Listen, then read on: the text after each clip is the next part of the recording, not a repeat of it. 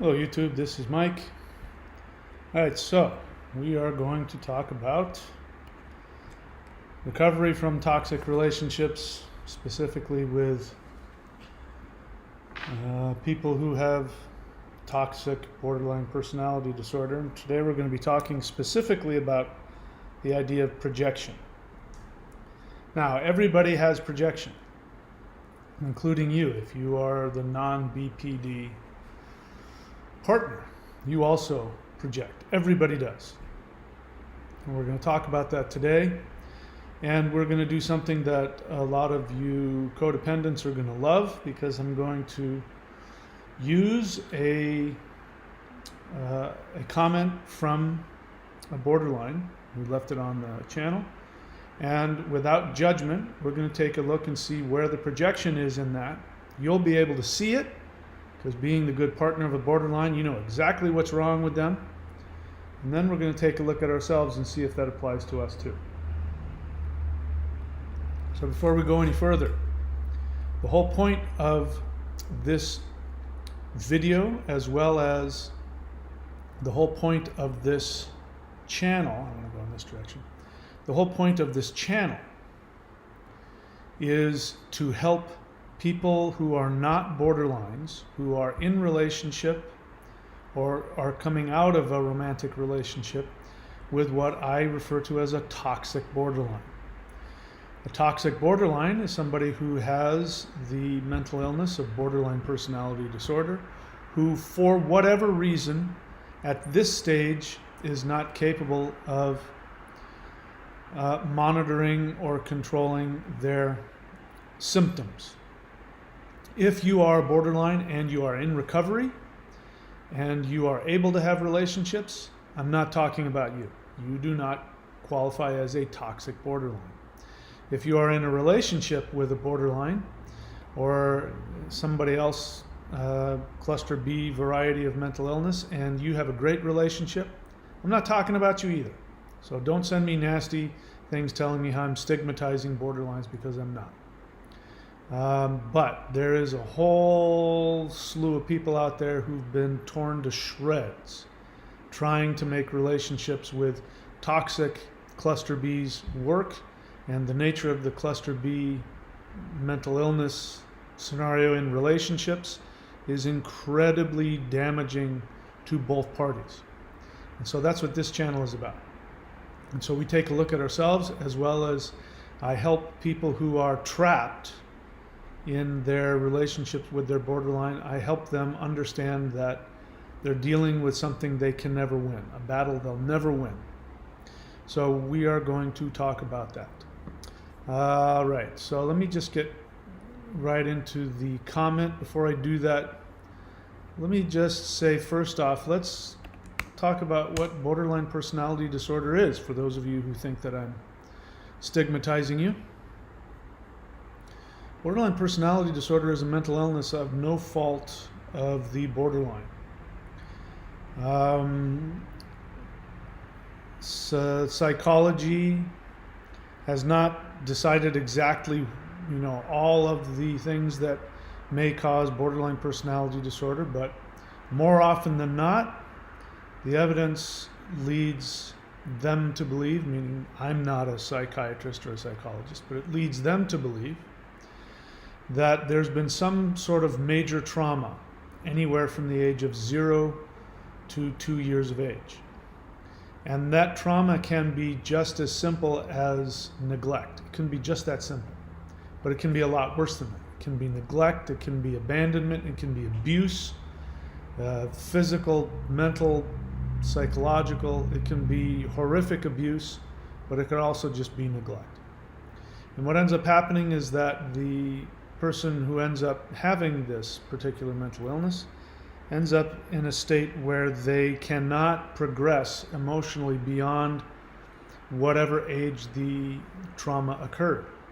Infants are not fully developed. They emotionally and psychologically, they are not fully developed. They do not see the world objectively. They do not have control over conflicting feelings, love and hate. In fact, they only have one of two feelings. They're either giggling and smiling or comfortable and happy, or they're scream crying. And they desperately need love, nurturing, and attention. And this, I really want to hammer this home, that the need for love and nurturing and attention is, your life depends on it. Infants especially. I've shared the story of the English king way back when in the Middle Ages who wanted to find out what the first human language is. And he, being a good Christian, thought that Hebrew was the first and original human language, and he wanted to test that out very scientifically. So he took a bunch of infant orphans and put them on an island with some nun nurses, and under the pain of death told the nurses, do not interact with these infants. Do not touch them, do not hold them, do not talk to them. You can wipe their butts and you can change their diapers and you can feed them and you can keep them warm, and that's it.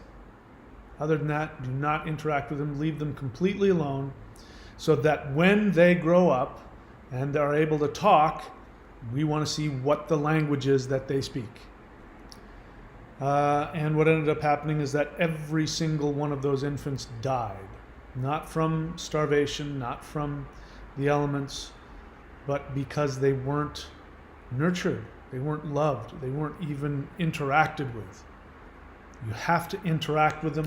Their nervous system needs that. They need to be picked up and held. They need to be looked at. They need to be mimicked so that they can see that they exist. It creates an identity. Without it, they can't function. So you have to understand that the borderline is coming from that space. When they split on you, they are coming from that space of they're about to die. The ironic thing of it, and this isn't just my opinion, this is confirmed over and over by borderlines who have been in therapy and have achieved a measure of recovery. They reflect back that after 10 years of reflection, they've come to the same conclusion, which is the stimulus for the homicidal psychopathic splitting is actually when they feel vulnerable as a result of your love. That's the ironic thing. Sadly ironic is that what they want more than anything is to be loved and nurtured, because that's something they never got. So much so that it almost killed them. You have to realize that had there been any more neglect, it might have killed them. So that feeling of I'm just about to die because I'm so needy, because I need love so badly, I'm so malnourished emotionally. That feeling of I'm just about to die, that horrific feeling, is stimulated every time that they make themselves vulnerable, either through their projections, which we're going to talk about, or from you actually loving them. When you actually do successfully do something that penetrates to them where they feel love, that also simultaneously brings on that horrific fear of I am about to die. And again, this isn't hyperbole. You know, if I don't get that new car, I'm gonna die. That's hyperbole. You know, you may really want that car and you might be upset that you didn't get that car, but you're not gonna die. You know you're not gonna die. Borderlines don't know they're not gonna die. When they feel that vulnerability because the love hits them, it drives them all the way back to age 2 months or 4 months or whatever it was when they were neglected or damaged, and it puts them in that trigger. They immediately relive the absolute horror of I'm about to die. They can't help it. The impulse to split, the impulse to destroy you, to distance themselves from you, is so horrendous that's why their brain comes up with all of those crazy things, thinking that you are doing it to them. I mean, that, you know, my borderline ex, you know, one time I caught her and I said something. I don't even remember what I said.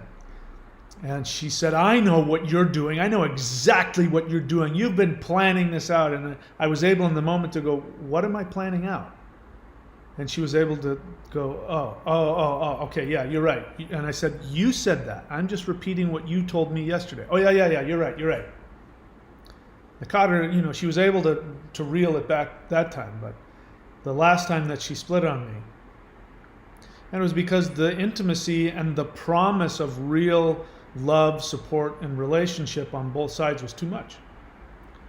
And she started telling me this conspiracy theory that I had conspired to destroy her life, to destroy her sense of self, that I was planning it out for months, how I was going to gaslight her and destroy her. And I'm like, yeah, that's why I gave you $4,000 new computer. That's why I spent 3 weeks feeding you and taking you to the doctor. And I did all that so that I could gaslight you, just so that right now you'd feel this way. Of course, I never got a chance to say that, but that's what I was thinking. So that's her projection. So you have to understand that her projection, or his projection, is a result of that moment. So I want to be clear what we're talking about here. So for those of you borderlines that think that I'm stigmatizing you, let me be really clear. I don't think you're evil geniuses. I don't think that if you have just BPD and you don't have other things going on which might complicate things, but even so, I don't think your intentions are to hurt us. I think you want love. I think that you, honestly, in those moments when you're loving us, I think in those moments it's all consuming. You're consumed with this desire to love and make us happy and make us love you. I think in those moments you're planning to live forever in that state of bliss, that you finally got it, you finally found the right person, and this is it, and oh my God, finally? I don't think you're trying to do anything to us. And if I had gone through the same scenario that you went through as an infant or a toddler, I would do the exact same thing. There's nothing special about me that makes me different from you. I just didn't go through what you went through. That strange little snap, that break that happens in the mind, the brain, the psyche, whatever it is that creates BPD, I just was lucky enough I didn't go through it. So I'm not judging you at all. Nevertheless, that doesn't take the karma away of the destruction that happens. That, in relationships with borderlines, I don't blame the borderline, I blame the mental illness. The mental illness is like the evil genius that is trying to destroy both you and your non-borderline partner. That's the real enemy. And so that can only be dealt with a qualified therapist, and that's going to take years.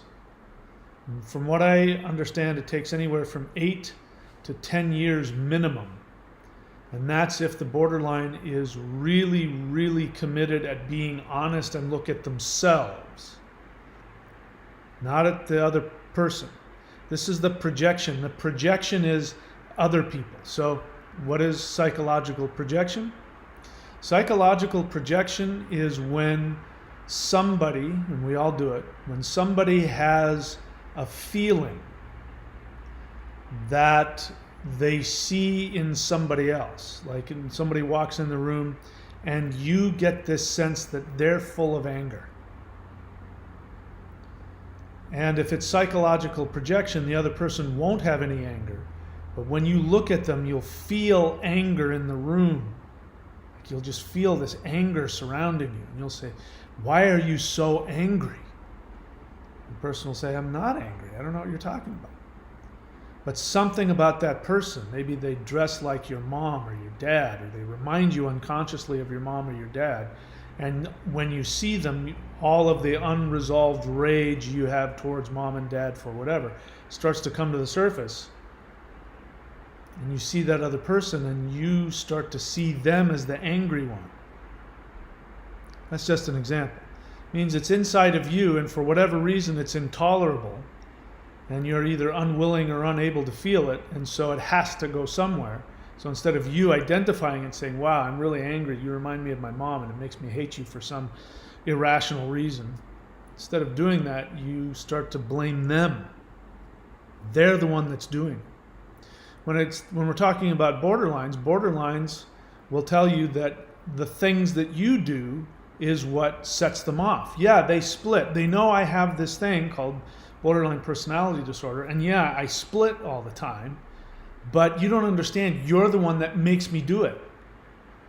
And if we could just get you to stop doing these, stop triggering me, if you could just stop triggering me, then it would all be okay. But you can't seem to stop. I keep telling you what to do and what not to do. And there you go again.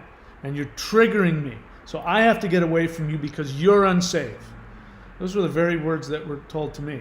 You know, we had beautiful sex the night before, and we started talking about the future, and we were really in love. And then, you know, I made the mistake of driving home. And then the next day I got the email or the phone call saying, I had a bad dream about you and I know you're unsafe. I can't be with you. What do you mean? What'd I do? I had a dream last night and you were killing me in the dream and I just know you're unsafe.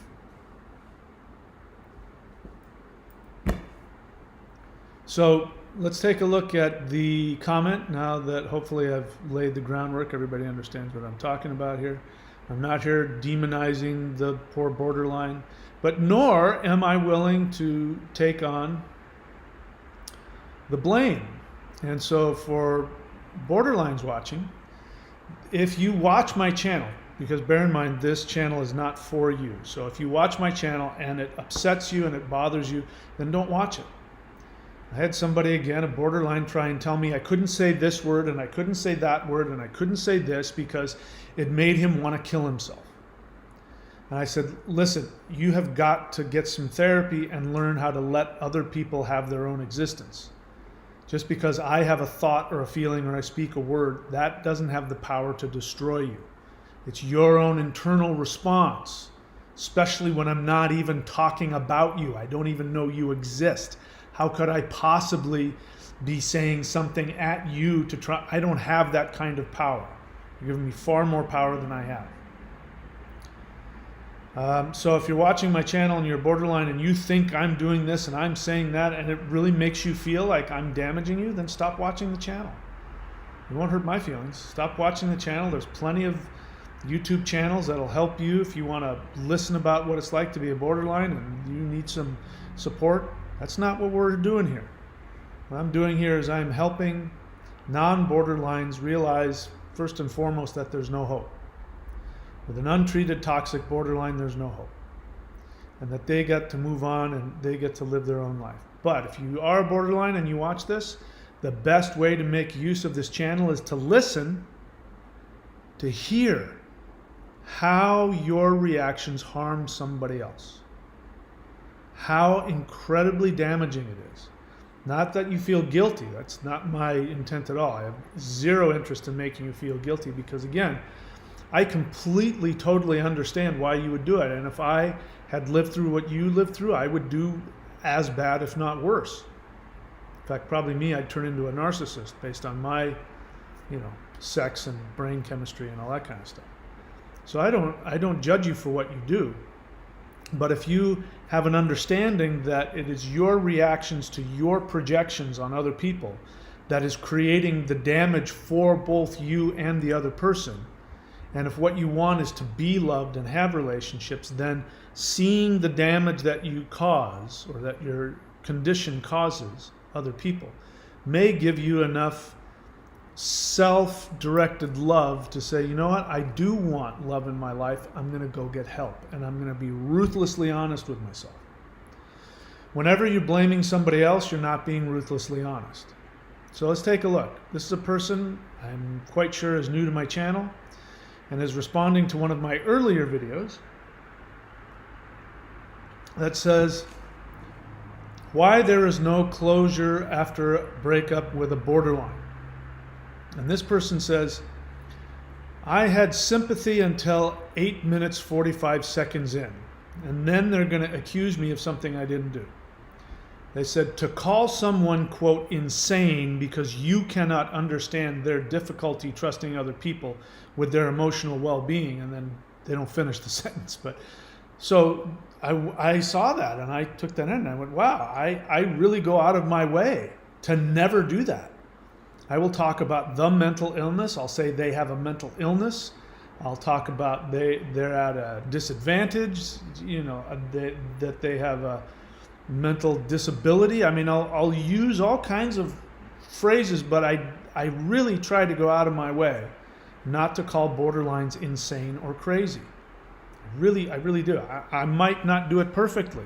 There might be times where it's slipped out, in context. But so I went. So let's click on that. Let's see what I said.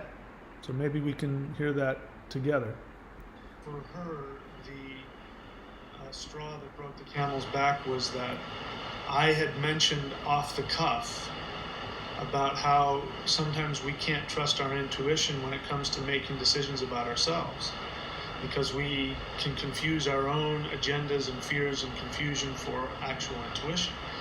And I mentioned the word magical thinking, and but I think that told me a lot, because what that tells me is that that's the only source of safety she has is her intuition. All right, so now I'm already to 9 minutes 26 seconds. So whatever you're referring to at 8:45, never did I even, you can tell, if you even saw my face, you could see in my face, I'm calm, I'm not angry in that video. And my point is that I was sharing with her, because she had said that she was laughing at herself, that sometimes, her intuition doesn't serve her, and I was laughing, and I said, yeah, I can't trust my own intuition either. And we had talked about her going to therapy, and she was really excited about going to see the therapist for borderline personality disorder. She was really excited, and I said, trying to be helpful, I said, yeah, and sometimes borderline personality disorder, there's a lot of magical thinking. And she went, Kah. And she split. It was just the phrase magical thinking that pushed her over the edge. So magical thinking clearly pushed this person's buttons too, and that's exactly what I got accused of, is that she accused me of calling her crazy. And I said, I never said that. In fact, I was saying that I have magical thinking sometimes too. I was actually connecting with you. And so this person clearly pushed that same button. And that's a projection. Her, my borderline ex, obviously she judged herself as being crazy. Now I know that for a fact because during one of her episodes when she was on medication that she doesn't remember, she was calling me on the phone saying, I feel like I'm going crazy. I feel like I'm going crazy. That was her judgment about herself. So I used the word magical thinking, and she made the conclusion that I was saying she was crazy. She was insane, which I never did. This person, same thing. So here you see the projection. They're projecting onto me their own feeling about themselves. And there's nothing in the world I'll ever be able to say to talk them out of it. So let me read as much as I can. I'm going to give this person the floor to say everything they want to say, and perhaps they will explain everything that all borderlines say. Now bear in mind, if you come on my channel, who you are, and you leave a big giant comment, the whole world can see it. So me talking about it on my channel isn't changing the fact that everybody's going to see your comment. So let me continue. This person says, I had sympathy until 8 minutes 45 seconds in. To call someone insane because you cannot understand their difficulty trusting other people with their emotional well-being, ... Many people beyond borderlines have difficulty with this each day, with partners, friends, even family. Now, to this person's credit, she's going to tell me what's going on in her life, and I appreciate that, so I honor that. She says, I'm in the process of stepping away. Oh, I thought she was going to say something else. I'm in the process of stepping away from someone else I cared deeper about than in my entire life. And it is because of several reasons that all amount to the conclusion that this person makes me unstable due to their past actions and character traits that silently trigger me daily, that he has zero knowledge of how to avoid blowing up every single day and seeming insane. I am at the beginning of my BPD recovery, congratulations, and I wouldn't have been if it wasn't for this person. I am leaving because of how much the triggers crippled my life in less than 2 years. Giving and receiving love can be like an addictive drug for someone with BPD. And if anyone goes to rehab, They must cut the supply of the drug to begin recovery. He is probably one of the sweetest guys I know. Why are you leaving him? But ultimately, I can't be with someone when I cannot be my best self with them. I agree with that.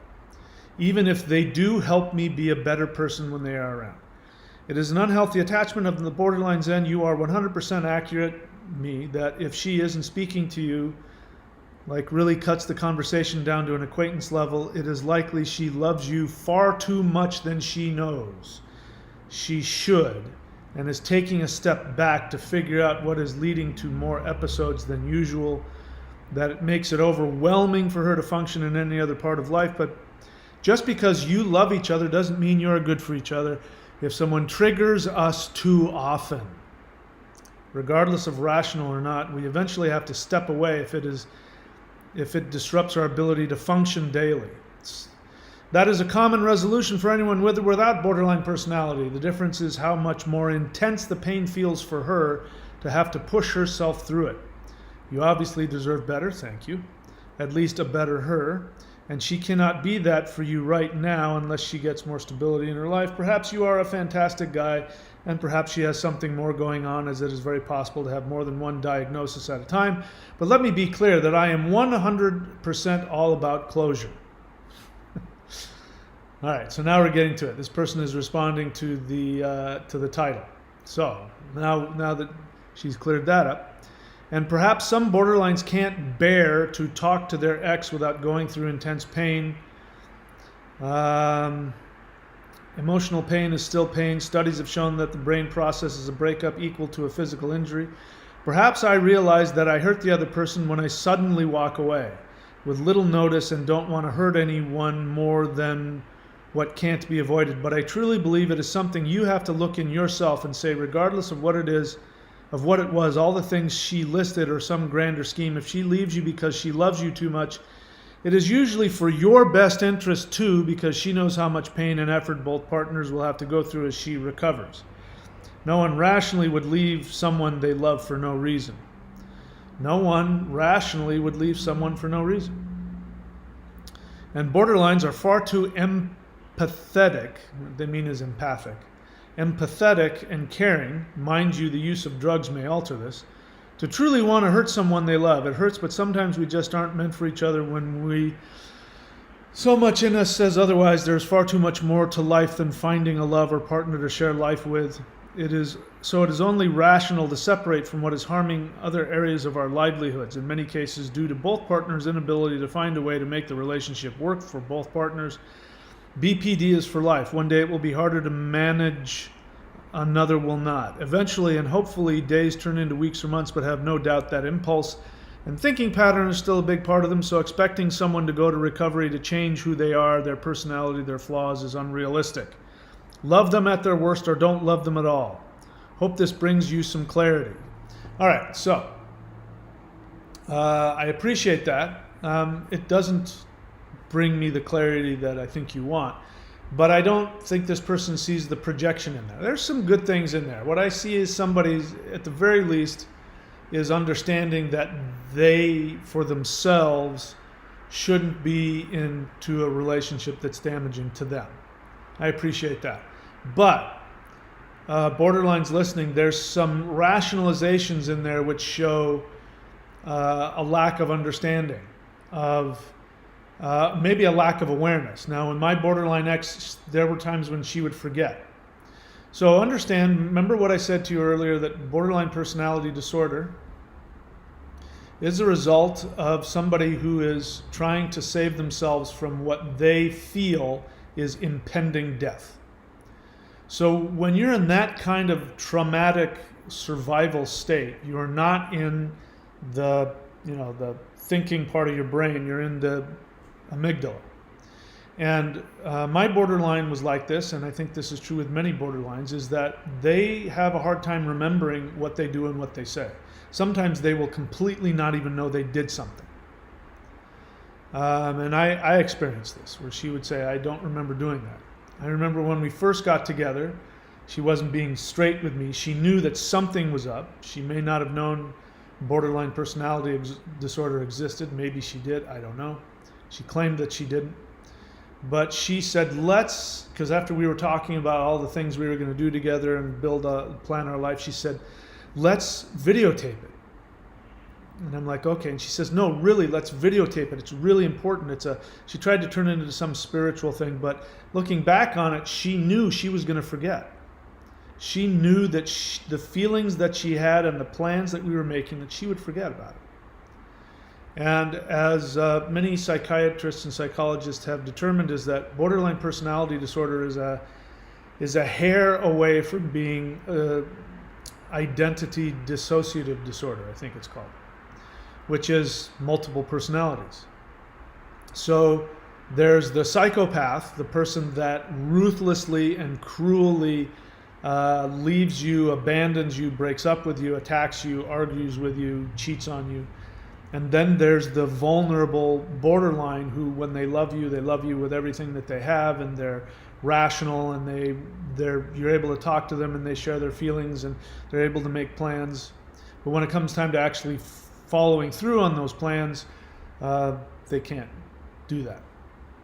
And so what ends up happening is that the vulnerable part of them, which we call the borderline, the loving, love bombing borderline, that part of them is only one half, because that one is too vulnerable.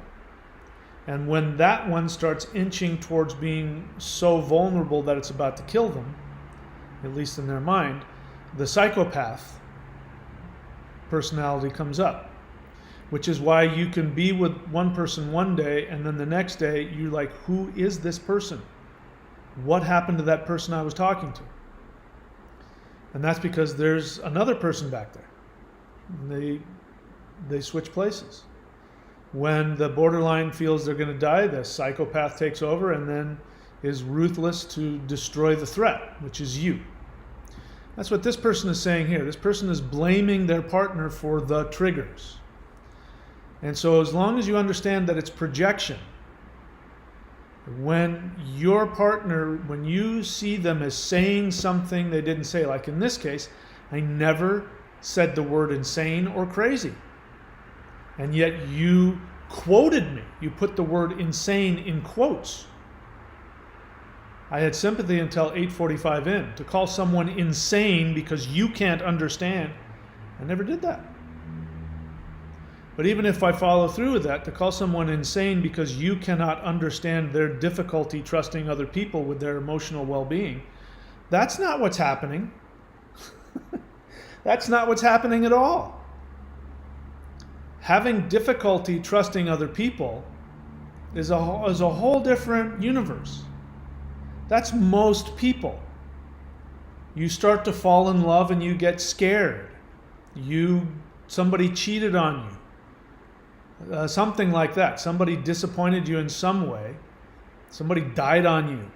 You're dating them and these fears come up and you say to them, I'm really into you, I really love you, and I'm sorry I snapped at you yesterday, but I'm afraid of trusting somebody, and can you be patient with me? And and they'll say, oh, tell me about it. My ex-boyfriend did this, and then they say, I'm so sorry that happened to you. And then they help you with your difficulty. What the borderline is saying here is that my feeling of difficulty is all the justification I need to take any action I want. And it's your job to understand that when I attack you, when I ghost you, when I say the cruelest possible thing that anybody could say based on my knowledge of you, that you can't blame me for that. How dare you get mad at me for that? I'm just responding to my difficulty trusting other people. But your difficulty trusting other people is not their fault. Especially like you say in here, he is the sweetest person you've ever known, and you love him more than anybody in the whole world. It's not his fault that you have a mental illness that irrationally forces you to judge them for something they never did. So not only did I not call someone insane, My inability to understand in that video, because that's right after it happened, my inability to understand is completely rational because there was no evidence of it. It's not like I met her and she sat me down and said, I have borderline personality disorder, which means I'm going to be horrifically cruel to you at the drop of a hat and I won't be able to help myself. She didn't do that. So my difficulty understanding it just means that I was responding to the very irrational, hurtful behavior that I had no idea existed. Borderlines, that's what's going on. It's not their fault. This is your projection, how you feel. Because what's really going on, we flip the other side, is you can't understand why somebody is so horrifically devastated by your actions. You're the one that's not able to empathize. Because if you did, you would say, I totally understand why that would be so hurtful to you. Some borderlines do that, but it still doesn't prevent them from splitting. So this is, again, another part of the sad, ironic part is that they have, when they're in their empathy, they can understand sometimes. I think a lot of times they can't, because the truth is that if you really are a borderline, you never really get out of that infantile need, which is narcissistic. I'm not blaming little children that can't help but be narcissistic. All right, so the person goes on to say, many people beyond borderlines have difficulty with this each day. That's true, but that doesn't mean that they do the same thing you did. It's true, many people have difficulty trusting people every day, but they don't do what borderlines may not understand is the things that they do are completely out of the norm. What is so damaging and devastating is that's the problem. People have fights all the time. People betray each other and hurt each other, but it's in this realm. It's in a realm of rationality. Of you can see it coming. For instance, when people fight, most of the time, what happens is that there's a little bit of aggravation that builds up, and then somebody does this, and then the other person does that, and it builds up over days or even weeks. And then there's an explosion. And that's the argument. And they stay in the argument and all that, and they work through it because it makes sense. Oh yeah, I have been doing that. You were saying this. But when you go from, you're the most wonderful person I've ever known, and nobody could ever love me the way you do, you're the best person there ever was. I hate your guts for looking at your watch. Get the fuck out of my house. You've been trying to destroy me, and then slash the tires. That's what's hard for us to understand. If you are able in that moment, which again you can't because this is the nature of the mental illness. You know, I'm only 5'9". I'm not going to dunk a basketball, no matter how hard I try. It's my limitation. If you have toxic borderline untreated BPD, you're not going to be able to stop yourself from doing it. But that's what we don't understand. We don't understand why you could do that. It doesn't make any rational sense. It makes sense to you, but it doesn't make sense to us. And it's not our fault that you can't understand why we don't understand it. Let's see.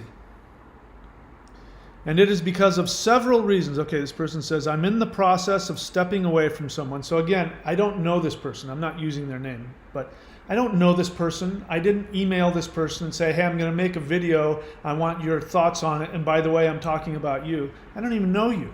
I don't know you exist. But this person feels they need to defend why they're leaving somebody. So they feel guilt. But before we get into that, I agree with what they say. You need to, borderlines, if you haven't been in any real therapy, you have no business for yourself being in a relationship. So I agree that you need to leave, but there's no reason to feel guilt, and you don't need to justify it. There's only one justification, which is, I'm not healthy enough to be in a relationship, so I can't be in a relationship with you. That's all you say, because that's the truth of it. It has nothing to do with them triggering you. Has nothing to do with what they're doing. It has everything to do with your projection onto them. When you're love bombing them, if you're borderline, you are projecting your infantile need. It feels like love because it creates an intimacy and a bond normally. It didn't in your case, unfortunately, and we're very sad about that. But you're replaying those unresolved feelings with an adult who doesn't realize that you're an infant in that moment. But you're projecting onto them that they're perfect when they're not. Now, we think that's great. Oh my God, this person sees all my faults and thinks I'm perfect? I've struck gold. We don't realize that you don't see us. So that's just as damaging, the projection on that end. And then the same projection of we're doing it to you, we're destroying you, which is what happened to you when you were an infant. We're not doing that either. Can't get past it. It's because of several reasons that all amount to the conclusion that this person makes me unstable. Nobody's making you unstable. You're unstable already. The way that projection works is that the feelings are already there inside of you. The self-hatred, the judgment, which is what, the message. Neglect especially gives the message you're not worthy to exist. Sometimes the parents might say something like that or give that feeling, but that's the feeling, that you're not worthy of existing. So the borderline takes that on. The codependent does also in a different way, but you take that on. You feel you don't deserve to exist. That's in you all the time. Nobody put that in there, except your parents did. Other than that, nobody else is putting that in you. So nobody's making you feel that way. That this person makes me unstable due to their past actions. So your inability to forgive even your perceived, even if they admit to doing something, which is what gaslighting is. I was gaslit a few times into taking responsibility for her splitting on me, like, oh, it must have been something that I did. But that's just because I was so in love with her, I didn't want it to end. So I talked myself into thinking, yeah, I must have done something wrong. But I didn't.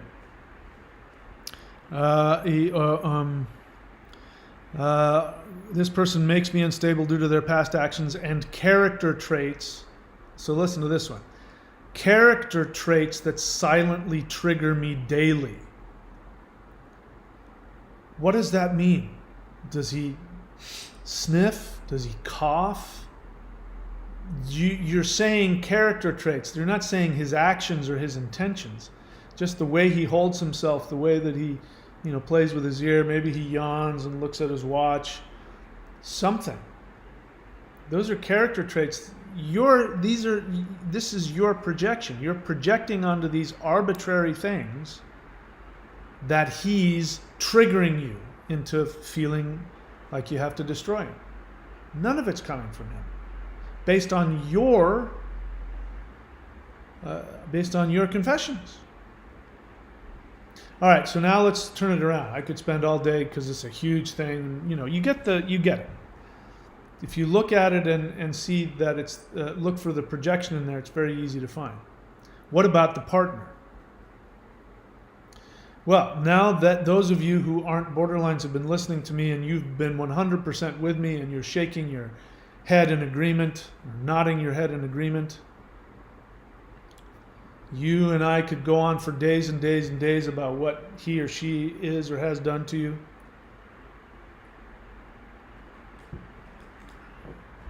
You do the same thing, or you wouldn't be together. You project onto them. Remember how I described what it feels like for the borderline when they are neglected? You went through that same thing. Now, obviously, in some different circumstance. It wasn't exactly the same. It didn't result in the mental illness, that snap that they have, because borderlines are pretty predictable in that they will just bounce back and forth between these two extremes, and that the devaluation will come. It's not a question of if, it's a question of when.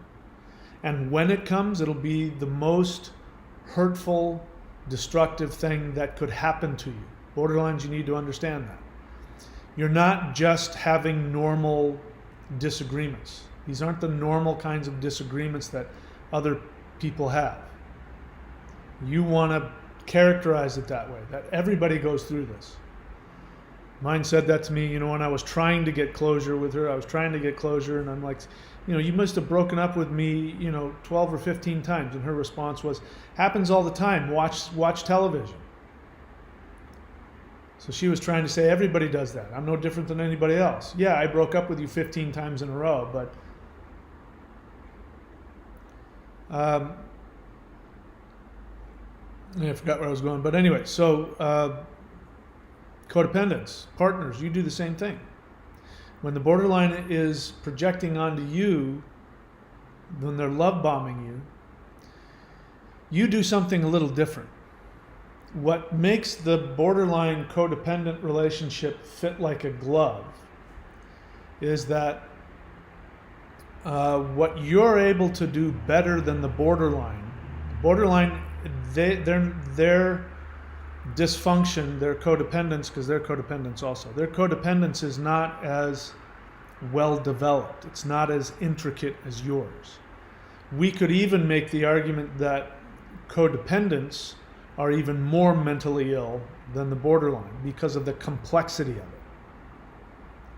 Borderlines aren't very complex. It's real simple. They either love you or they hate you. It's really confusing. Their behavior is extremely irrational and confusing, which totally takes us off guard. Because if they were in the realm of rationality, then we could say, you're really uncooperative, you're really selfish, but it would still be in this realm of believability or understandability. But when they do it, there's no rhyme or reason to it. There's no complexity in it. They love you or they hate you. That's it. That's all you're going to get. But the codependent has a much more complex and varied same thing. Their projection is more varied. So what you do, the borderline projects their parents onto you. They don't project themselves onto you. I mean, they do in that when they split on you, they're projecting their self-hatred onto you, but they still see you as a parent. So it's really transference. For the borderline, everything is transference. They're constantly transferring their love or their hatred for their existing, past parental scenario onto you. You're projecting.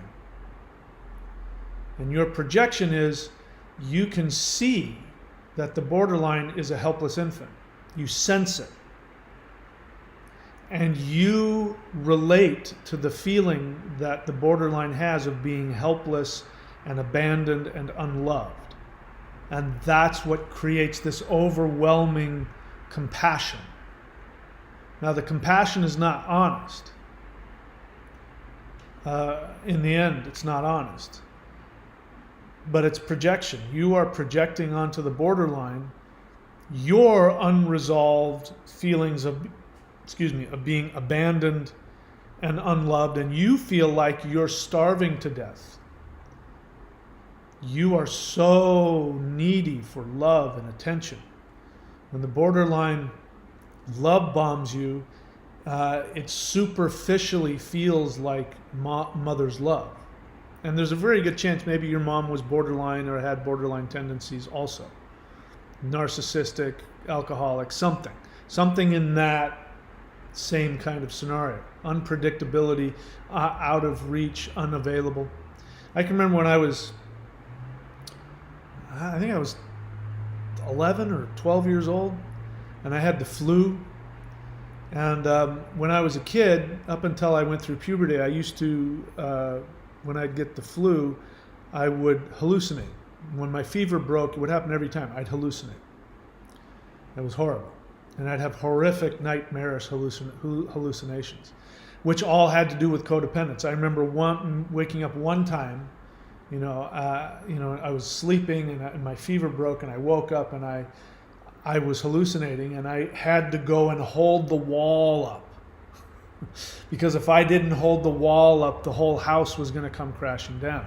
I mean, that's very clearly unconscious codependence. It was my job to hold the family together. And I remember one time I woke up, same thing, I fell asleep, I had a fever, and then I fell asleep and I woke up and my fever was breaking and I was hallucinating. And my mom was sleeping. There was 2 couches. My mom was sleeping on the other couch, and there was a giant black hole that was in the middle of the floor, and it was going to suck me into it. And it was between me and my mom, and I wanted to get across to my mom so badly, and I couldn't. There was this giant black hole. I mean, it's just really clear. That was my unconscious just coming up to to say, hello, this is what it's like for you on a moment-to-moment basis. And now that you're going through this illness and you've got a fever, now you don't have any mental defense against what's really there all the time.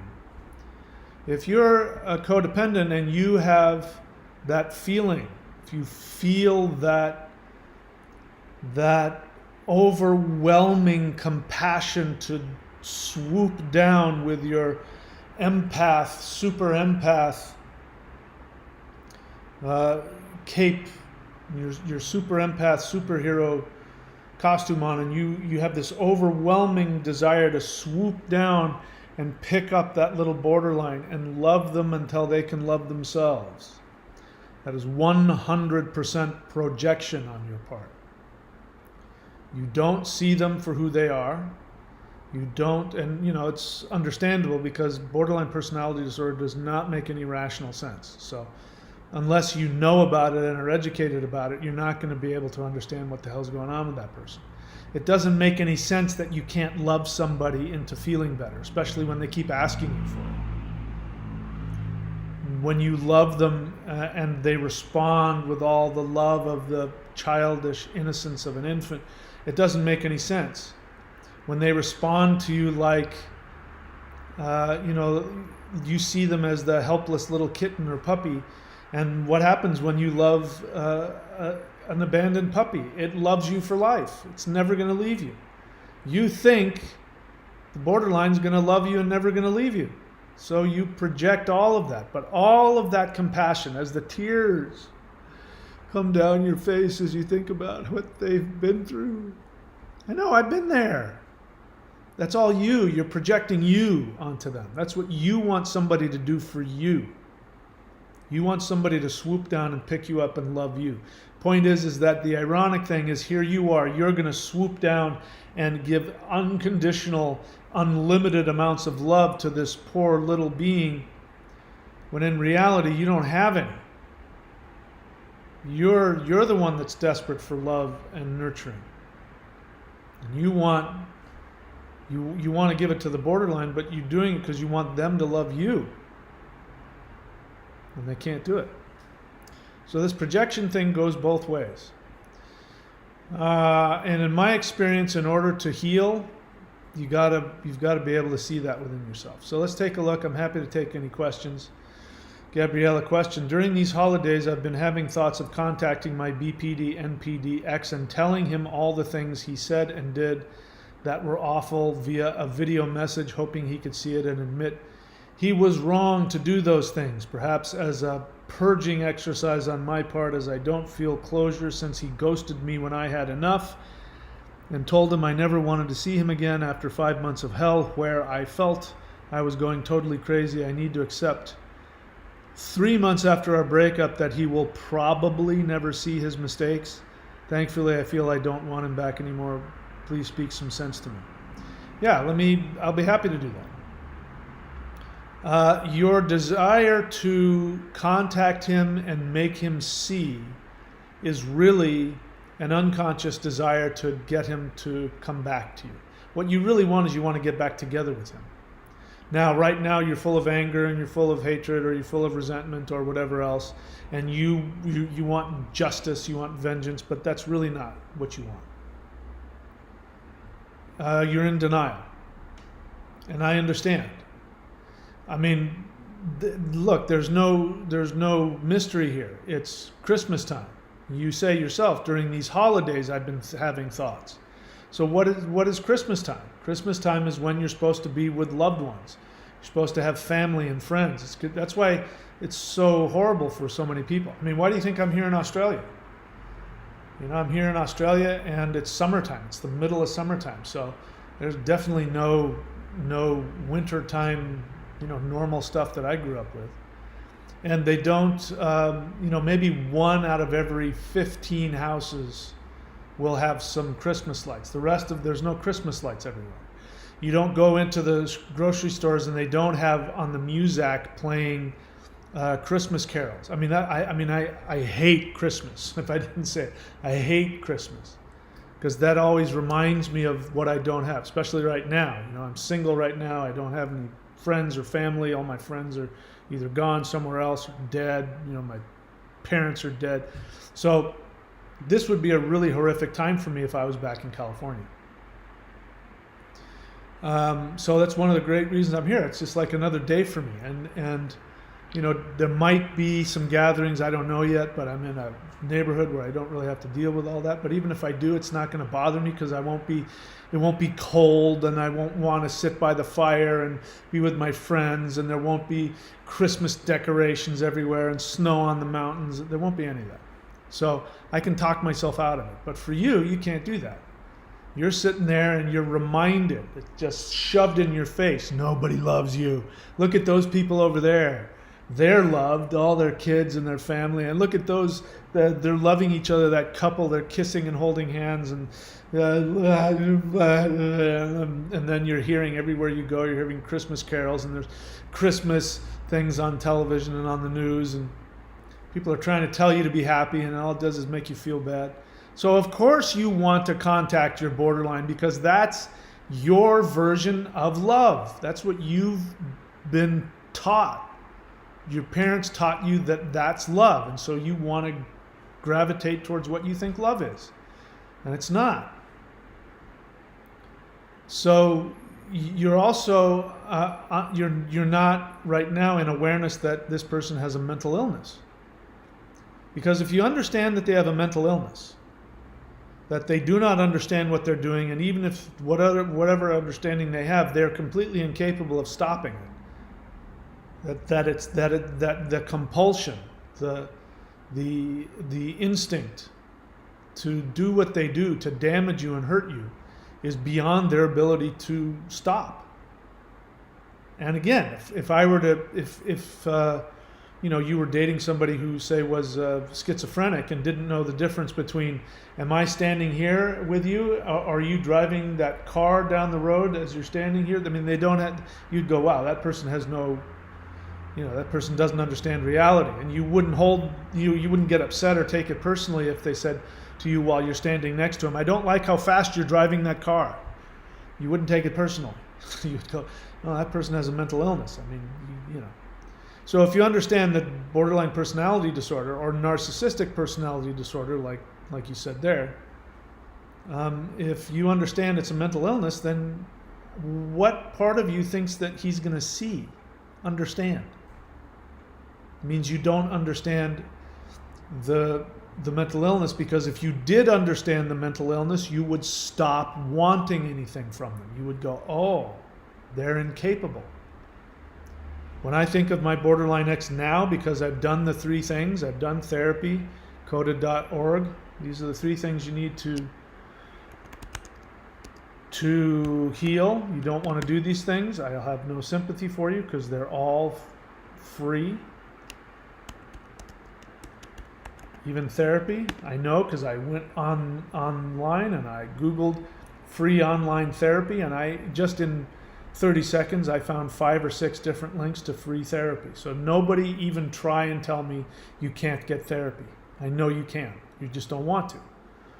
And meditation. These are the 3 things you need to do to recover. If you do those 3 things with everything you have in it, you can heal the relationship. You won't be able to heal all of your codependence overnight, but you will heal the relationship, and you'll be able to look at them, especially if you work the 12 steps. You work that 4th step inventory, which has to do with your resentments and your expectations. When you look at that, you realize, oh my God, I'm expecting a dog to play chess. They can't. They want to, but they can't. I'm expecting a borderline to understand the pain that they cause me. They can't. They don't have the ability. Not only do they not have the ability, they can't then turn around and change. Your desire to hope that he'll see and admit, not just see it, but admit that he was wrong to do those things, You're asking him to be rational. And borderline personality disorder, when they're splitting, they're not rational. They're not capable of it. So when you have that feeling, you can go, wow, I still want him. What's going on is you don't know how to feel loved without the abuse. Here's your craziness. Now I'll call you insane. I won't call the borderline insane because then they'll get upset with me. But I'll call you insane. That's insanity. What do they say insanity is? Doing the same thing over and over again, expecting different results. Continuing to expect or want somebody who has done what your BPD, NPD did to you. How many times did they do it? I mean, you can't even count how many times the person split on you and damaged you beyond recognition. That evidence isn't enough for you to realize they're never going to change. They're never going to see what they've done wrong. But here's the other thing. You think if they can see it, that will somehow make their mental illness go away. And borderlines will tell you they're not unaware. A lot of times they are really aware of the damage that they cause, and it causes them tremendous pain and guilt. But that doesn't stop it. Sometimes the impulse to split overtakes them, and they're watching themselves saying and doing things knowing that the person doesn't deserve it, and they don't want to do that to the other person. They can't stop themselves. That's a mental illness. And you're expecting that this time you're going to tell him something. What, you haven't told him this before? You're going to tell him something and he's going to go, you know, you're right. I never thought of it like that. Oh my God, that was so... You know what? Let's get back together and I'll make it okay this time. I mean, I don't know what I was thinking. I feel so much better now. I got a full night's rest, and yeah, I was just having a bad, 10 years. I'm so sorry. Have I put have I spoke some sense to you? All right, what else?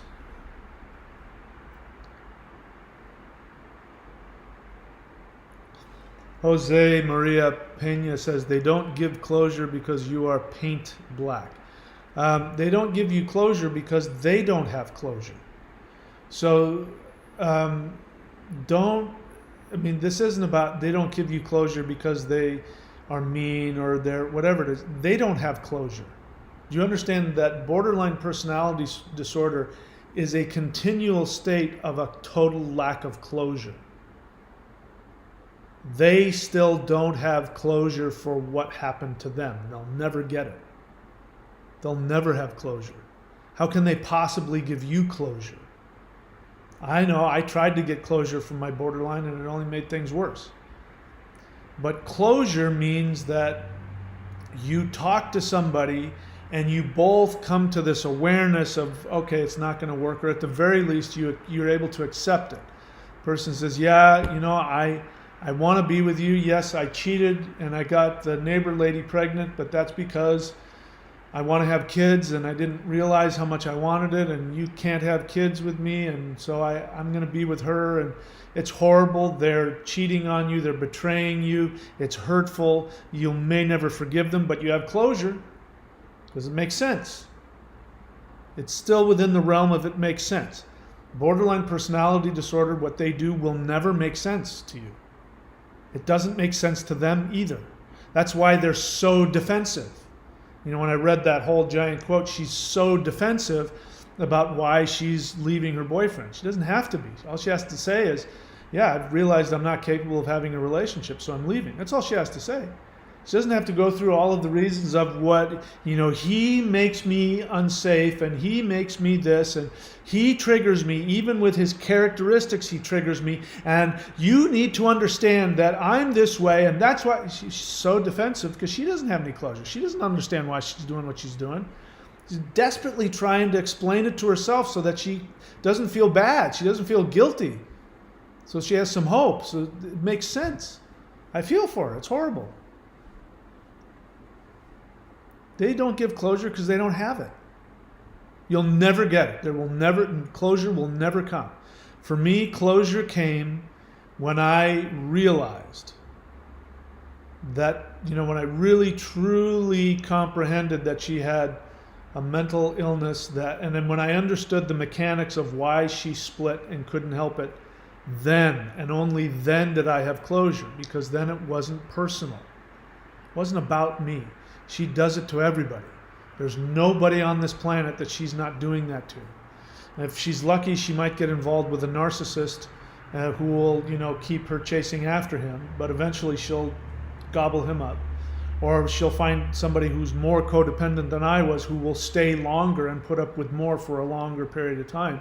But she's going to destroy every single relationship that she ever has, and there's nothing anybody can do about it except her. And that's only if she decides to get help. And then only after maybe 8 to 10 years. That gave me closure.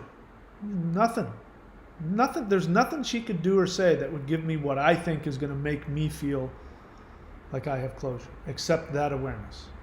And when you have that awareness, then you have zero need. You don't want any connection. You don't want to tell them anything. I don't want to tell her anything. What could I tell her? There's only one response that she could give me, and that would be, I have a mental illness. I can't help it. That would be the only truthful thing she could ever say to me. And if she's not going to say that, why waste the time? The only reason is because you unconsciously don't want to accept they have a mental illness, because if you accept they have a mental illness, you'll have to accept you'll never get love from that person. And psychologically, the symbolism is, if you don't get love from that person, it means you're never going to get love. That's what you're really afraid of. You're afraid you'll never get love from anybody. And if I can wrestle this guy to the ground and make him understand what he did to me, then if he can get it, at least then I'll get love. I'll be able to force somebody to love me. What you really want is you want your parents' love, and your parents are never going to give you that love. They're not capable.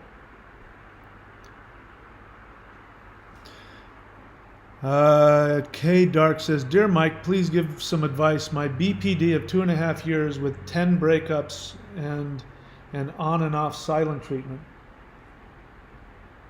came back after 4 months of ghosting me and is asking me to become her sex partner, as my sex was best. What advice do you want from me? What do you think I'm going to say? I only advocate one thing. That's to go completely no contact. If I were to, I don't know what you did, but based on what you've told me, you didn't go no contact because they were able to contact you. No contact means you block your phone, you block your email, you block your Facebook, you move, you get a restraining order, you don't tell them where, you don't give them any way to contact you. That might be challenging because if they're really a stalker, they might find a way, but you looks like she had no problem contacting you, so you were sitting, let's not bullshit each other. You were sitting around for 4 months waiting for her to contact you again. And what is it you want me to say? I understand. Who doesn't want to have sex with a borderline? The craziest, best sex of my life when she wasn't splitting on me during the act of sex. When that wasn't going on, it was just for a guy, it was just my ultimate fantasy. Because they're so narcissistic that they are just so wrapped up in their own pleasure that it's just, wow. You can't get any better than that. And they're so interested in being seen as a good person that when they want to please you, they'll go to any lengths. You don't have to talk me into it. I understand. I feel for you. That's tough. What do you want me to say? If you want to go and have the best sex of your life for 20 minutes and then live in hell for another 10 years, if you want to tell yourself that I'll just go for the sex and then I'll leave, if you want to tell yourself that you can do that, I can't stop you, but you and I both know what's going to happen. The thing is that when you get involved with a borderline, it's not a question of if and when they're going to split on you. It's not a question of if and when they're going to damage you beyond your comprehension. Now imagine in your mind the worst thing the person can do. What is the most vulnerable attack, horrific attack that they can do to you? And then realize that whatever you think it is, it's much worse than that. The disease of borderline personality disorder, not the person itself, because they're a victim of it. But the disease is sitting there looking for your vulnerabilities. It wants to find out your deepest, darkest secrets, your vulnerabilities. It wants to make you vulnerable. It wants to make you love it. The borderline honestly believes it. The borderline isn't planning, I'm going to make that person love me so I can do it. Borderline is, no, I really do love them. They really are the best. So the disease is lying to both the borderline and you. And you're going to go have sex because she's already told you your sex was best. Remember, if you've looked into borderline personality disorder, they have favorite person. And that can change. The favorite person is whoever happens to be in their line of sight that they're projecting onto at the moment. So right now, she's projecting onto you. Maybe you were the best sex. I mean, mine told me the same thing. And who doesn't want to hear that? Because it makes you think you're the best, so then she's going to stay. Because if you're the best, she won't leave you for somebody that isn't as good. So she's already got the hook in you, and she's reeling you in with, you're a guy, guys are like this, especially codependent guys, because we mistake sex for love. You think you're being loved when she's love sex bombing you. And, my borderline ex used to use that exact phrase. She'd say, "You're the best because you do all the things," and she'd say it in a little tiny baby voice. Because that's who she was. So what do you think I'm going to say? You go and you do it. Imagine the worst. And if you think you can handle the worst, times 100. And if you go in there thinking you're going to get in and get out like a ninja, you're going to get in and then you're going to get pulled in and you're not going to be able to get out, and you're going to be trying to get out of the quicksand, and it's going to be pulling you back in, and you're going to be telling yourself, yeah, I know I shouldn't do this, but maybe it'll work this time. What am I going to tell you that you haven't already experienced?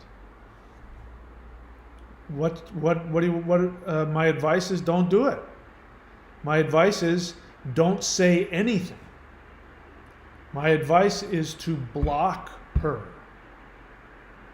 so that she can't contact you. And then get your ass to a therapist and go to Coda and work the 12 steps and start meditating. That's my advice to you. It's the same advice I give everybody. Yours is your specific instance of this girl wants to give me the best sex. There's nothing special about that. It's just a detail. It's all the same. The other one would be a woman that says that he contacted me and he said that I'm the best the best friend he's ever had, and I want to be. It doesn't matter. They're going to say whatever they're going to say to get you, and they mean it when they say it. That's the worst part. Jose Maria Pena. What about it, Mike? What if you are with them only for sex and forget the drama? You can't do that. You're not going to. You can't do that. I know you can't do that. In order to do that, you'd have to be a narcissist, and you're not. Now, if you're a serious codependent, you might want to pretend to be a narcissist, which is what you're saying. What you're saying is, what if I pretend to be a narcissist? But you're not. You're a codependent. You might try and kid yourself that you're a narcissist, but you're not. And you will lose. Whatever game you think you're going to play with the borderline, their mental illness has mastered it. Their mental illness has no empathy for you. And they will win. And it is patient. Like I said, there's two extremes with borderlines that they like. They either want the codependent who has all this empathy that they can feed off of. And when they have suck the bones dry of all the empathy that the codependent has to give, and the codependent doesn't have any more and starts making demands and starts putting down boundaries, they will then destroy that. Or they are chasing after a narcissist. They chase after a narcissist because what forces them to split is the intimacy. The intimacy makes them split. So the narcissist doesn't give them true intimacy. And so they sense it, and it reminds them of their parents, so they chase after the narcissist because it reminds them of mom or dad. But the goal of their borderline personality disorder is to eventually unmask the narcissist. Now, the narcissist is even more vulnerable than the borderline, because their inability to show any vulnerability means that they are even more vulnerable. They're more scared. They have to have more of an intense, ironclad, psychopathic shield. And the borderline will find a way in. And it may take years, but they'll get there. And when they get there and they pry open, and that means they will put up with unbelievable abuse. They will put up with unbelievable abuse from the narcissist until that will wear them down enough that the narcissist will start to open up. And they'll get that crowbar in there and they'll open up that narcissist. And then when a narcissist hits their vulnerability, it kills them. They go crazy. They'll become possessed. They'll start acting like possessed people. They'll do all kinds of crazy things because they're really nuts. Narcissists, pure narcissists, are the most insane people you'll ever run across. And the borderline will get in there and they will eat the narcissist for lunch. This is what you're dealing with. There's no way to win. You cannot win. You think you're going to go in there just for sex and then get out? You know who talks like that is a person who I haven't seen recently because I've, without prejudice, I've shared my thoughts about that guy. A guy who called himself super empath. And there's some evidence that people who are professional empaths, who like the people who go onto YouTube and have these super empath channels, they're actually covert narcissists or secondary narcissists. So their initial reaction is to play the victim all the time. But then what's really going on is that that's their narcissism. They don't have any empathy for anybody. Super narcissist or super empath brags. I mean, if you look on my channel, if you find his comments, I thought it was a girl until I realized it was a guy. If you find his comments, he will tell you how he manipulates the borderline and how he uses the borderline for sex and how it's fun for him to manipulate the borderline and keep them. And it's like, you're a narcissist. You're not an empath. But the delusion of the secondary narcissist, the covert narcissist, is that they really honestly believe that they're a victim, and they use their victimization to manipulate. They seek it out. So Jose Maria Pena, you are trying to pretend to be a covert narcissist. What if I just use her for sex and forget the drama? You can't do it. You're not a narcissist, and the borderline, might respond or take your bait, when you pretend to be just this narcissist and I'm only in it for the sex. And once they sense that they need you, then once they get in there, they'll pull you along a string and they'll maybe make you think that you're getting what you want, and then you're going to be in the worst hell you've ever experienced in your life. They'll destroy you. So good luck with that. I don't think you should do it. Okay, Dark says, you can go ahead and spell the whole word if you want. What should I do? When I said I can't become what are you talking to her? What did I say? I said go no contact. When you engage, talking, have you seen those movies like, when there's the sorcerer or whatever it is, and they say don't let them speak to you. Because once you hear their voice, they'll put you under their spell. So the one comes around the corner, they'll blow their head off before they can say anything. And what are you doing talking to her? You going to explain it to her? She's a borderline. You're her prey. What makes you think anything you say means anything? They're going to say whatever they need to say to get what they want from you. They're going to feel. She's not stupid. She came back to you because she knows that that's what you want. That's your fantasy. She knows that. She can sense, she can intuit that your fantasy is to just have the sex and not the relationship. Because that's what you've told yourself is what you need in order to be safe. Because you can't leave. You can't just go have sex with somebody else. There's plenty of women out there that'll have sex with you. There's no shortage of them. They'll have sex with you. They'll have casual sex with you. They'll have a relationship with you. You want to have sex with this one? What? There's something you want to have sex with her because unconsciously you want to get back in the relationship. Who are you kidding? You're not kidding me. You're kidding yourself, maybe. When I said I can't become a sex partner, she started guilt tripping me. And this is news to you? Saying that if I really love her, I should just give her sex every day. She cried when I talked to another girl yesterday. I mean, seriously, what do you want from me? I mean, are you that ignorant of what we're dealing with here? Go no contact. No contact means no contact. Now you need to go to therapy. You go tell your therapist. You go and work that fourth step in CODA. Otherwise, you don't realize that you have an illness as well called codependence. You have an addiction. You're powerless. You can't talk yourself out of this. I know. I've been there. Then I confronted her that we are only sex partners, but she won't let me talk to other girls. I don't understand her plan. Oh, I don't get it. What don't you get? Of course you get it.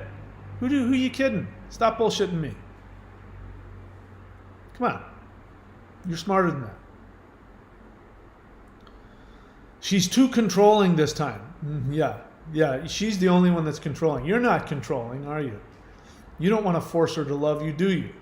You don't want to try and just have sex with her and then get her to fall in love with you and realize what she's done and realize you're the best sex that she's ever had. When you're having sex with her, you're not looking at her and touching her in a way so that she will realize you're the best sex partner there ever was, right? You're not manipulating her. You're not trying to control her, are you? You're the victim. What should I do? A crazy shark wants to eat me, and I don't know what to tell it. Shark, I know you want but the shark started crying and said, but I need your human blood to survive. And I felt so guilty, but shark, I don't want to give you my blood. I mean, I'll give you a pinky, but I mean, come on, man. Get real. Jose Maria Pena, discard. What is that? Borderline discards really, or they hoover for life. They don't hoover. What? I mean, I don't really need to get into it with you. I don't know what you're talking about, but it's all the same stuff. And then K Dark has some more drama. I'm so confused. I know you are. Go get some help. You're not confused. Let me be clear about it. You know exactly what's going on. You're addicted and you can't walk away. You're powerless to walk away. You're not confused. You're powerless. Go get some help. I have no sympathy for you. I've given you the 3 things to do. You can also click the join button. Click the join button at Super Empath and I'll tell you exactly what I did. There's no excuse. You don't want to do that? I've given you the 3 things to do. They're all free. You don't want to do that? I have no sympathy for you. In fact, my prediction for you. Now, let's see if this stimulates you to get pissed off at me and go take care of yourself. My prediction, K Dark, is you are going to succumb. You are going to have sex with her, and you're going to try and keep yourself and keep the boundaries there. You're going to try and tell her whatever it is you want to tell her, and she's going to pull you in, and she's going to manipulate you into giving her what she wants, and it's what you want as well. And then she's going to play games with you, and she's going to hurt you, and you won't be able to get out. And then you're going to come back a month later or 2 months later or 6 months later, and you're going to say, you're right, Mike, I should have done it, and I didn't, and now it's happening again. What should I do? Go get a therapist online and then directly, or I don't care, maybe go get the second one first. Go to coda.org, go to a Zoom meeting, put your little hand up and say, I'm new, I need a sponsor to walk me through the steps. Do that instead. And then maybe you can get some freedom and heal. Maybe. See what else? Gabriella, now I know your issue. Your issue is commitment. See, the other guy, who's a K-Dark's issue is sex. He gets intimacy and bonding through sex. You get intimacy and bonding through commitment. How do I know that? Because is what you say here. They don't want to commit because they can't provide the goods. There's a judgment. But then don't want you to see anyone else as that would be abandonment. That was my experience with my ex. Your experience is that what you're not seeing is that what you want is commitment. That you're afraid of abandonment also. And your projection onto them, because you want to relive your inability to have commitment and safety, you chase after somebody who can't commit. And maybe they tell you they're going to commit, or they, manipulate you through commitment. That guy would come to Gabriella and say, hey, I've been thinking it over, and I realize I really do want to get married, and I really do want to have a family, and I just want to settle down with somebody, and you're the one, and I realize you're the best one for this. K, whatever his name is, K Dark, he wants somebody to come and say, listen, I don't want a commitment, I just want to have a lot of sex. This is all your projection. This is how you get it. And it's not because they can't provide the goods. It's true that they can't provide the goods. And it's because again, they don't want to commit. So there's no shortage of guys out there who will commit to you. Why aren't you dating one of them? Because if you date one of them, you don't have an excuse to relive your childhood abandonment issues. That's why. And I understand. Oh yeah, definitely. They don't want to admit they're sick. Do you want to admit you're sick, Gabriella? Do you want to admit that you're powerless and addicted and that you love the drama, you love the pain? Are you willing to admit it? My ex also used sob stories when he felt he was losing me, so I felt sorry for him and stayed for more bad treatment. And that's his fault? K-Dark, I'm not having sex with other girls, only texting. Like that means anything. But she doesn't, you keep repeating yourself. How many times are you going to repeat the same story? So we're done. I've already told you what I need to tell you. He was so good at making me feel it was all my fault. That's why my need for closure. That's not your need for closure. That is your closure. He was psychopathic. He abused you with guilt. The closure is, I got to get the hell away from this abusive guy who uses guilt as a weapon. Don't bullshit me. My need for guilt was he was so good at making me guilty. I understand what you're saying. I know you feel that way, but it's nonsense. Underneath that need for closure is the denial that I'm never going to get what I want from him. I'm someday going to get him to love me. Someday he'll love me, which means someday daddy will love me. That's your denial. That's your need for closure. It's like I still need his BPD approval. You need daddy's approval. As I believed his bullshit when I was with him, so manipulative. All right. See what else.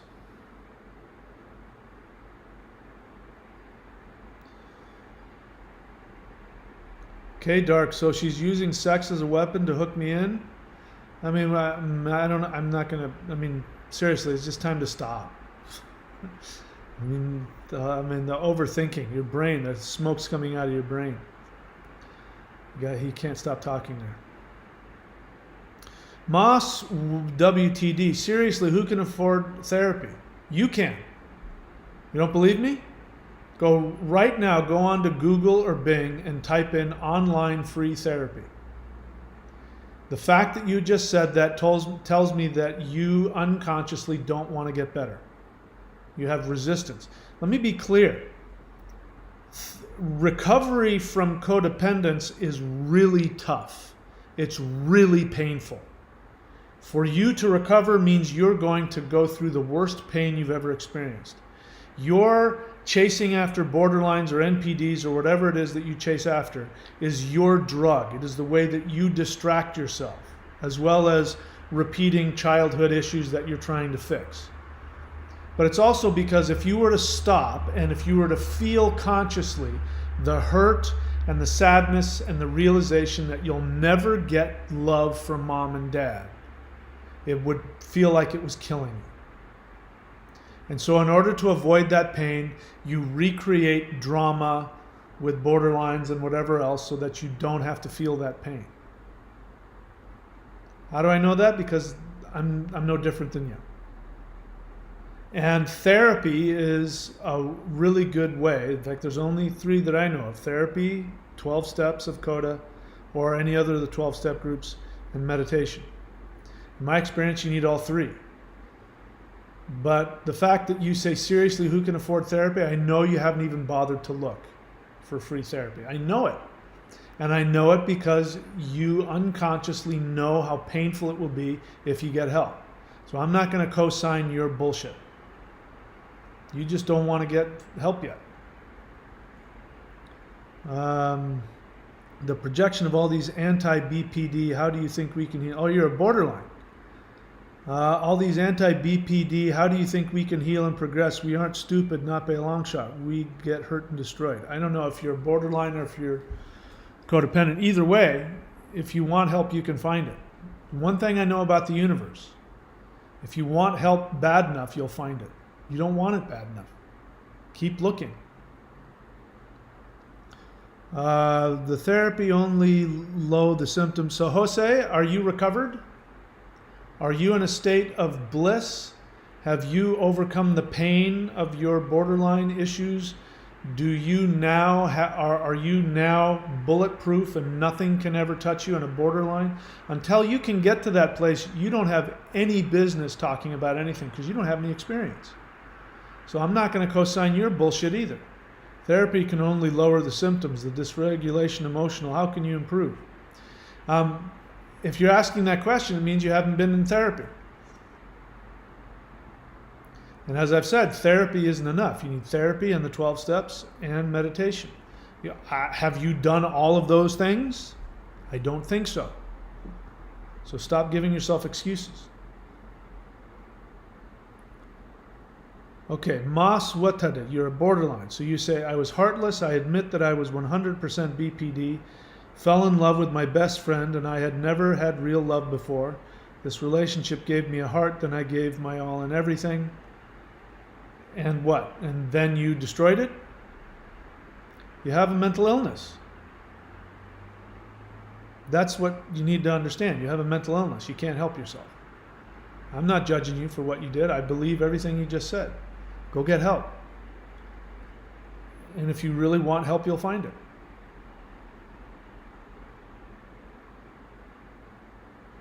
K-Dark is continuing with the drama. Let's see what else. Where'd everybody go? A lot of drama here today.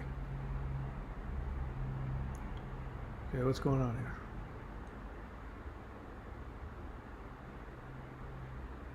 A lot of complaining. I'm not seeing a lot of questions. I'd prefer to have questions.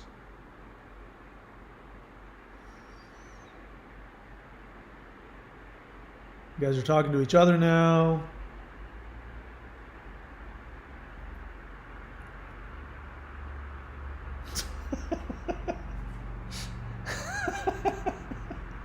K-Dark.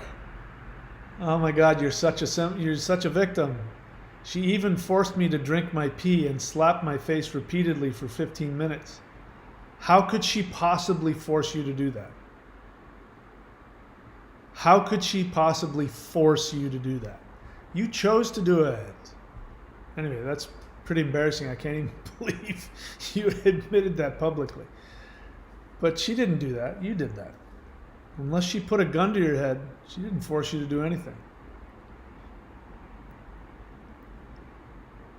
let's see, he distorted it so much. I feel like I have my now clear perspective validated. As he distorted it. He didn't distort it, you distorted it. You have to take full responsibility. I mean, I do. I take full responsibility for everything that goes on in my life.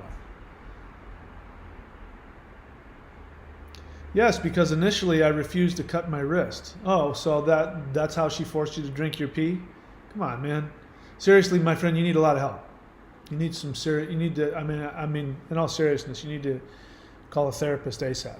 You need a lot of help, brother.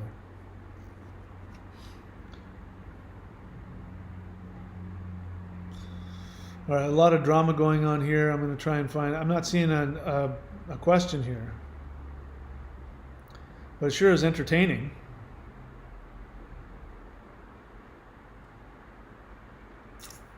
Let's see what else. See, KB says, borderline here, and Mike is totally right about not being able to stop once the split. It's like I'm watching myself ruin my relationship but can't stop. That is why I choose to be alone. I also hope, KB, that you're getting therapy. Because choosing to be alone, I appreciate that, I understand that, but you also deserve to be happy, to get as much happiness as you can out of life. You deserve to try and see if you can have a relationship.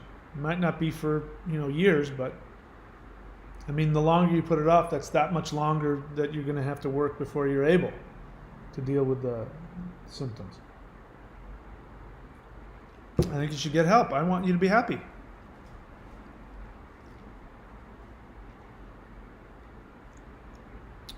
All right, a lot of drama here, back and forth, you guys talking to each other.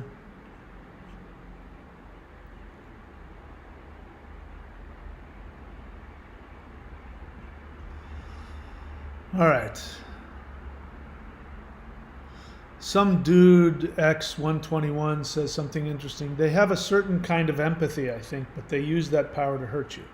You're wrong. They do have a kind of empathy. If we're talking about a pure borderline, they do have a kind of empathy. In fact, they feel very strongly. They think they're wrong, but they think that they're psychic. They think that they can tell other people's feelings and they can read the room, and it overwhelms them, the amount of feelings that they pick up from people. Part of that is projection. They're projecting onto other people their own intense feelings. The reason why both borderlines and codependents do the same thing, because this is why codependents call themselves empaths and super empaths. Because when you're a little kid, an infant it's been proven scientifically that I think it's after 5 days. It only takes 5 days before infants start manipulating parents to get responses out of them. It's not a bad thing. That's how they survive. Because if they can't get the parent to respond, the parent might just leave them by the side of the cave, because we're still cavemen. We've only been civilized for, a tiny amount of time in terms of our evolution. So we're still operating from caveman evolution. And there was a real possibility, because humans, in order to, be born with these giant heads, we have to make them when they're born, they're totally helpless. A snake or a lizard or a fish, they're completely 100% self-sufficient. They're born that way. They're tiny, but they're completely self-sufficient. Human beings are totally helpless. So babies have to learn how to manipulate in order to get parents to notice them, give them things, keep them alive. Otherwise, there could be a giant cave bear running at you, and maybe some Neanderthals coming your way, and next thing you know, you've left little baby on a rock to die. So they have to learn how to do that. So they do have that, but it's in terms of when you live in an abusive childhood, you have to very quickly learn how to predict what other people's feelings and needs are going to be. Because if daddy's abusive, then you better be able to know ahead of time when dad's about to get in a bad mood and get violent. You better figure out pretty quick what you need to do to pacify angry mommy so that she'll feed you. And this, as you get older, then you start using that for other kinds of things. You get in and you start to figure out in the room who needs what, and you gravitate towards the person who you can manipulate. So if you're a codependent, I'm an empath, and I need to help those that are in need. And when I walk into a room, I can just see immediately who's in pain. Well, that's your manipulation. That's your ability to tell, either from, maybe you can feel it energetically, maybe some clue or something, but you have a heightened sense of being able to sense what other people are thinking and feeling, so that you can get your fix out of them. And the ironic thing about borderlines is that when they're not splitting, they are very intuitive. They know exactly what you want, and they give you what you want because they want you to love them, just like an infant would do. Then they split, and then they think they're still intuitive, but it's all projection. They can't tell the difference between their intuition and their projection. Same is true with everybody to some extent. But they do have that power. They don't use it to hurt you. What ends up happening is that when they're looking to please you, now, if we're talking about a narcissist, that's a whole different ball of wax. A narcissist does use their intuition because they don't have any empathy. They use their intuition to figure you out so that they can eventually destroy you and feed off of you. The borderline doesn't do that unless they've got other tendencies. The pure borderline doesn't do that. The borderline wants to know everything about you so they can please you. But then when their covert psychopath takes over, that psychopath uses that information to hurt you. Which is why it's so confusing, because you can see when they are hurting you, they are consciously using your weaknesses to destroy and damage you, to keep them away from you. And you sense you are dealing with a psychopathic narcissist. But what's confusing is that when they're love bombing you, you know you're not, there's no narcissist home. It's pure baby empath. And it's very confusing.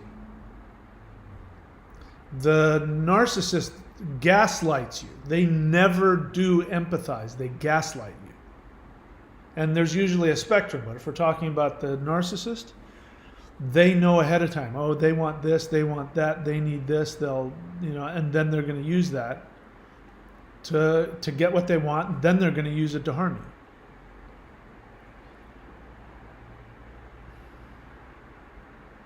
Jose Maria Pena says, I'm in therapy, Mike. I was speaking about therapy for borderlines. All right, so I don't remember what I said. I must have misjudged you. My apologies for if I shook my finger at you. I honestly don't know. I haven't looked for free online therapy for borderlines, but look, my experience with life is this. If you want something bad enough, you can find it. There's no excuse. In other words, you can't give yourself an excuse. Nobody listening to me. I'm not going to give you an excuse. You deserve it. You owe it to yourself. You owe it to other people to get better. So do whatever the hell you have to do. Don't stop looking until you find it. And if borderlines can come on here, and if they find links that other borderlines can go get free therapy or easy therapy, let me know. I will share it. I'll put it somewhere where people can see it. 24 Alive, I don't know. I'm not going to respond. You know the deal there. K-Dark says, yes, I will visit a therapist soon to keep me from losing my sanity. I don't want you to do it soon. That's like, the drug addict, as they're about to put the thing in their neck. So, oh, no, I'm going to go to the... I'm going to go to the, I'm going to go to Narcotics Anonymous soon. Yeah, no, don't worry. I'm going to, it's not good enough, man. I want to hear that you are getting off of this video now, and you're going to log on to coda.org and go to a Coda meeting and get a sponsor. Other than that, I don't buy it. You may think you're going to do it soon, but then she's going to call you and she's going to text you, and man, that sex is going to be so good, and the next thing you know. Or you're gonna, yeah, I'm gonna go soon, but I'm gonna have sex first. I'll have sex first and then I'll go. I know the drill, man. I'm hip. All right, no more questions and no more drama comments, so I'm happy to let it go.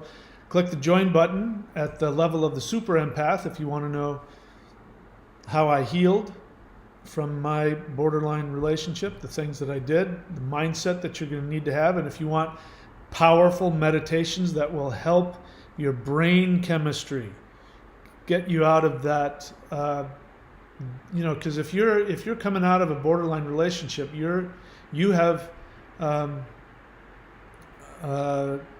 PTSD.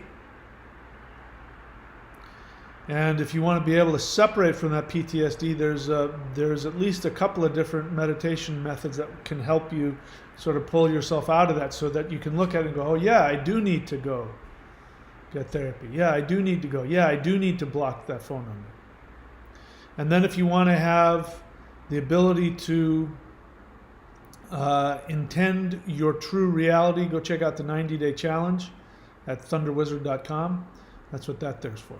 Okay, let's see. KB says, I've been in therapy all my adult life. I'm 52 now and realize what happened as a baby, but don't know how to change what was ingrained in my personality in infancy. What therapy would help? I don't know, KB. Are you a borderline or are you a codependent? Just get into therapy. Don't try and figure it out. You say you've been in therapy all your adult life, but I don't know how to change. Okay, so to answer that question, 90-day challenge. That's what that is. That is where you've done all the therapy, you continue to do that, you're working the 12 steps, then you need power. You need the power to make decisions and change things within yourself. That's what the 90-day challenge is about. So go check that out at thunderwizard.com. All right, that's it. Merry Christmas, Happy Hanukkah, Happy Solstice, Kwanzaa, Satan Day, whatever it is you practice. Happy whatever, and stay safe, and I'll see you guys when I see you.